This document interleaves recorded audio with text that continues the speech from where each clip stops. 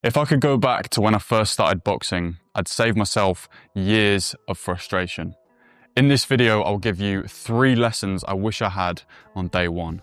Lessons that would have stopped me from wasting time and fast-tracked my progress. I've been boxing since I was 11, had around 30 fights, and I'm still pushing to take my boxing as far as I can. But these 3 lessons are the foundation I'd give any beginner who wants to improve quickly. I'm gonna start lesson 1 by telling you a little story. So about 4 years ago, I'd just come back from a lad's holiday in Ibiza. 5 days of drinking, 0 sleep, going out for runs after a night out, and just living like I was bulletproof. However, when I got back, I'd moved into a different town, and so I decided to go and join a new boxing gym. And there's me walking in all confident, thinking I'll be fine, having not slept for like 5 days. And of course, just so happens to be their sparring day. And if you're a boxer, you'll know you can't say no to sparring. I jumped into the ring with one of their best boxers, but soon after the bell rang, my legs were gone, I could barely hold my hands up, and within a couple of rounds, I was exhausted, beaten up, and I had my nose broken, all in front of a new gym. That's when it clicked. You can't play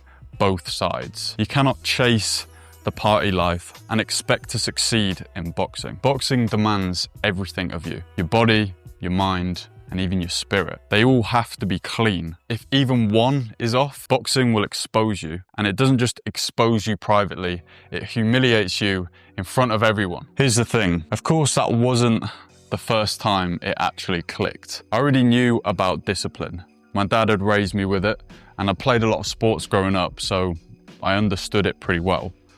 But the devil has a funny way of creeping back in. One compromise leads to another, and before you know it, you're doing things you know you shouldn't do. And the crazy part is, deep down, we all know what we should and shouldn't do. We know we shouldn't eat cake all the time. We know we shouldn't go out drinking every weekend. So why do people still end up fat, addicted to drugs, or on 5-day benders in Ibiza? Because of one simple misunderstanding. We think what we're searching for is outside of us. We think if I just had this, if I just did that, then I'd finally feel good. But that feeling we're chasing is nothing more than a dopamine release, which is actually just temporary motivation. And the more you release it, the higher your baseline dopamine rises. Soon enough, you need more just to feel normal. That's the hedonic treadmill that makes people fat, addicted, or alcoholics. So how do you get off this hedonic treadmill? Not by searching for greater and greater pleasures, but realizing you've already got everything you need. Think about it. Have you ever not had what you needed? Of course not. If you're alive, you've always had what you needed. Yes, you might have wanted more, but you've always had enough.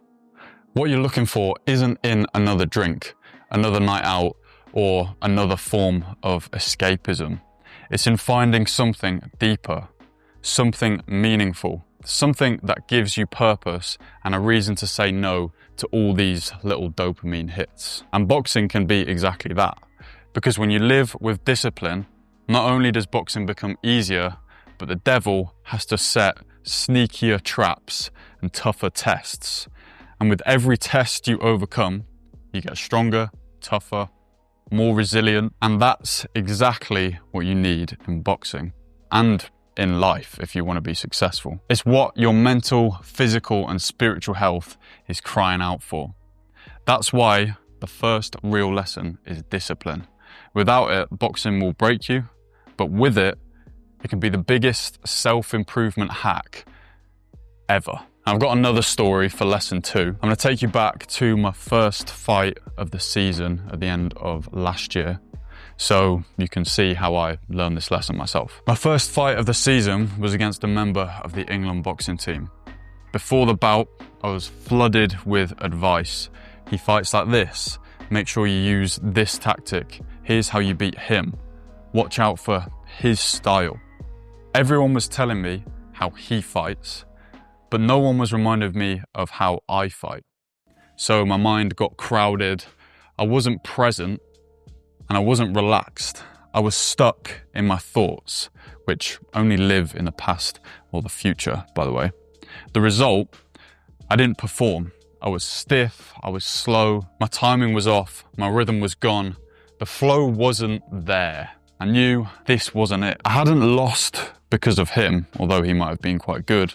I lost because I couldn't access me. In my next fight, I changed everything. No asking for advice, no second guessing, no overthinking. I didn't go in there with a plan. I went in there with just pure presence. I focused only on this. Stay relaxed, stay with the moment, let your body do what it knows. And it worked. I boxed really well.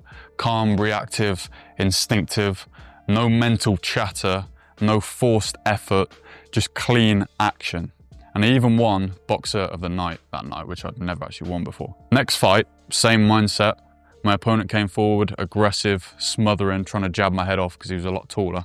But I just stayed loose, read the movement, I found the timing, one overhand right, and then another overhand right, and then another overhand right, and the fight got stopped. And I didn't plan those shots. I didn't chase the stoppage. They happened because I allowed the moment to move sort of through me. I allowed myself to be present. How do you actually do this yourself? Introducing the flow state model. This is how high performance happens in real time without resistance or thought. We start off with presence. From presence, we go to recognizing thought. From recognizing thought, we go to releasing the thought. From there, we go to nervous system regulation. From there, we end up in the correct nervous system state, flow potential, instinctive reaction, and then outcome. Right, now let me explain what the fuck that means. First of all, we got presence as the first stage. Anchor your awareness in the present moment. You can do this by noticing your breath, sounds in your environment, or listening to your heartbeat. Then you need to be able to recognize thoughts. Notice when a thought comes into your brain, and that moment of awareness is key. That's the hard part. Then you've got to release that thought. Don't fight it, just sort of let it go. Return to your breath, your present moment. This is meditation. This is what they teach in meditation. This is the very principle that meditation is trying to teach. You can't try to not think. That's the thing. You just have to release the thought and come back to that present moment. Once you do this, then your nervous system starts to regulate. So when the thought goes, the emotion fades with it and the nervous system calms down. You shift from a fight or flight sympathetic nervous system state to a calm parasympathetic nervous system state. And that unlocks the next stage, which puts you in the correct state for flow potential. Now you're calm, alert, focused, confident, and you've got this sort of clarity, mental clarity. You're not like numb or like hyped up or like over emotional, either positively or negatively. You want to just be neutral, clear. Once you feel that way, now you have the potential to access this flow state. If challenge and skill are balanced and you stay present enough, the door to flow opens. To me, this kind of feels like you're opening a door to like a room where people are just playing jazz music and now you're just floating about in the cosmos, and you just enter that. You know what I'm trying to say. Once you're in that little jazz room of just pure presence, then this is where you get instinctive action. After you walk through that door, actions become instinctive. No thought, no decision making, timing just clicks. The body moves itself and it feels like something else is operating your body. The outcome, you land the punch, you create the moment, you do the defense, not through force, but through clarity, as if something higher is working through you. Or you watch your fight back and literally be like, how did I even do that? You just don't understand how it just doesn't make sense how you did it, you know? Here's a little hack for the flow state. The fastest way to enter this process is to calm down your breath. So slow the inhale, control the exhale, and you sort of short circuit this whole system to presence. The breath is the master key to that flow state. And once you access that flow state of present moment clarity, it sort of manifests in your physical expression. Your punches transform, and instead of like a slow hydraulic press, rigid, heavy, forced punches, they sort of become like whips, just snapping, recoiling with speed. Relaxation gives you elasticity, and tension kills it. And it all starts with your ability to be present, and then through you being present, then you can perform to the best of your ability. One little disclaimer about this. This is pretty obviously way harder than it sounds, even though it doesn't sound that easy in the first place. To do this, you need pretty serious mental and emotional control. And that really just means control over your thoughts that you choose to think. Learn to let go of thought, and then flow becomes possible, and then you can perform to the best of your ability. Lesson number 3 is probably the most important lesson of all. And it took me nearly 8 to 10 years to figure this one out. It's about making sure you find a coach who actually knows what they're doing. One of the biggest mistakes beginners make is putting their trust in the wrong coach. They go into some commercial gym, hit the bag, hear a few compliments, and leave thinking they've learned something. Months pass, and then reality starts to set in. They realize they're not improving at all.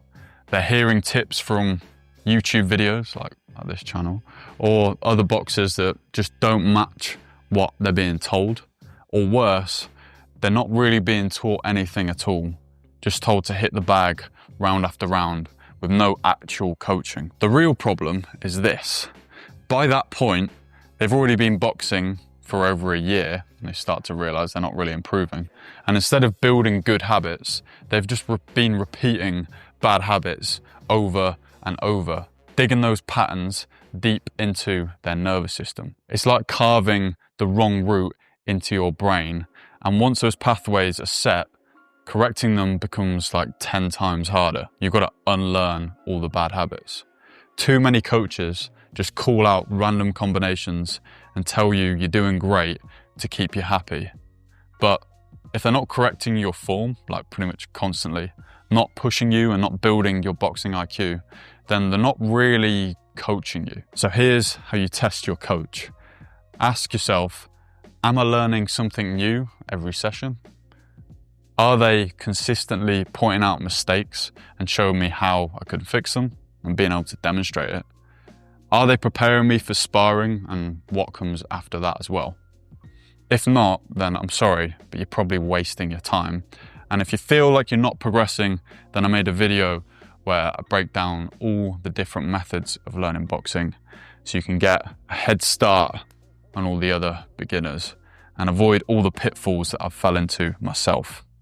That video is linked on screen now, or it should be, or it'll also be linked in the description below. So go watch it. It'll be a massive help to your boxing journey.